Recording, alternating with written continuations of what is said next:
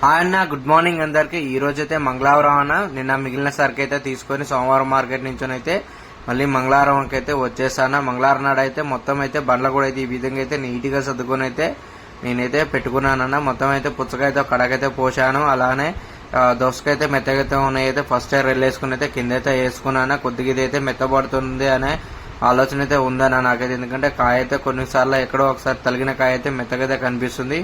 అందువల్ల అయితే రేట్ అయితే 40 రూపాయలు చేస్తే బోర్డు అయితే పెట్టాను. ఇదైతే మధ్యాహ్నం వరకు అయిపోవాలని అయితే ప్లాన్ అయితే చేస్తున్నాను. ఎందుకంటే ప్రతి కస్టమర్ ఇక్కడైతే నాన్ లోకల్ కాయ అయితే మొత్తం అయితే వస్తాను.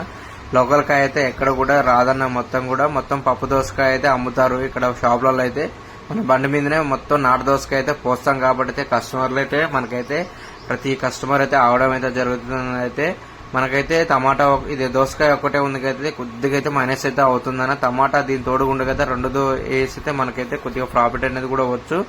అందులో ఒకటైతే రేట్లు అయితే ఉన్నాయి. అయితే ఆ రెండైతే వేయలేదు మనం. అయితే మిర్చి అయితే టమాటా అయితే అయినా కానీ దోసకాయ ఒకటైనా కానీ ప్రతి ఒక్కరు అయితే 2 కేజీలు కేజీ అయితే వేసుకొని వెళ్ళిపోతున్నారన్న.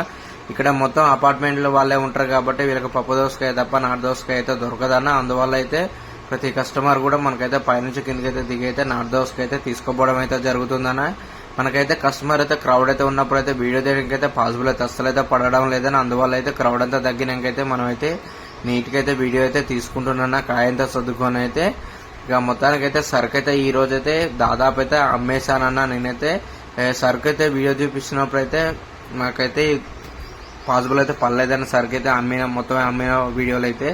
అందువల్ల అయితే ఫస్ట్ అయితే ఏదైతే వీడియో తీసానో అవి అయితే కాపీ పేస్ట్ అయితే చేసి అయితే వాయిస్ ఓవర్ అయితే ఇవ్వడం అయితే జరుగుతుంది. మొత్తానికైతే ఈ రోజు అయితే మనమైతే దాదాపు అయితే ఒక 50 కేజీల సరుకు అయితే అమ్మామన్నా. 20 కేజీల సరుకు అయితే తీసుకుని పూర్తిగా అయితే మనకైతే వండుకోవడానికి అయితే పనికొస్తుంది కానీ అమ్మడానికి అయితే పనికిరాదని హోటల్ వాళ్ళకైతే ఫోన్ చేసి అయితే అన్న ఈ విధంగా ఉంది మీకు కావాలన్నా అంటే అది తీసుకురా తమ్మి సాంబార్లో అయితే వేద్దామని అయితే చెప్పాడు. మనమైతే రేట్ చేసి అయితే అన్నకైతే ఇవ్వడం అయితే జరిగిందన్న.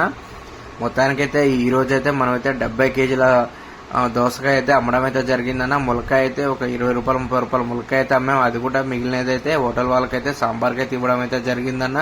మనమైతే ఈ రోజైతే మొత్తం కూడా సరుకు అయితే పుచ్చకాయ అయితే ఇదైతే అమ్మడం అయితే జరిగిందన్న. పుచ్చకాయ పైసలు అయితే పక్కకైతే పెట్టేసుకున్నామన్నా. ఇక దోసకాయ పైసలు అయితే మనకైతే మొత్తానికైతే కొద్దిగా అటు ఇటు అయితే వచ్చాయన్న. మొత్తం అయితే సరుకు అయితే మనమైతే అమ్మిన తర్వాతకైతే పైసలు అయితే డీజిల్ కి అయితే తీసారన్న. ఆటో ఈఎంఐకి అయితే ఏమాత్రం కూడా ఈ రోజు అయితే తీయలేదన్న. ఎందుకంటే మనం అయితే స్టార్టింగ్ లో చాలా రోజులు కదన్న బండి అయితే పెట్టాక 45 రోజుల తర్వాత పెట్టాం కాబట్టి ఫస్ట్ ఈఎంఐ పైసలు తీస్తే మనకు లాభం అనేది కనపడదు కాబట్టి డీజిల్ పైసలు ఒకటే అయితే తీసానన్న. డీజిల్ అయితే 400 రూపాయలు అయితే కొట్టించాను. నిన్న ఇవాళైతే మొత్తం సరుకు అయితే అమ్మితే మనకైతే 5200 రూపాయలు అయితే రావడం అయితే జరిగింది. అందులో అయితే అమ్మకం పైసలు అయితే మన పెట్టుబడి పైసలు అయితే తీసేస్తే మనకైతే 1800 రూపాయల లాభం అయితే వచ్చిందన్న.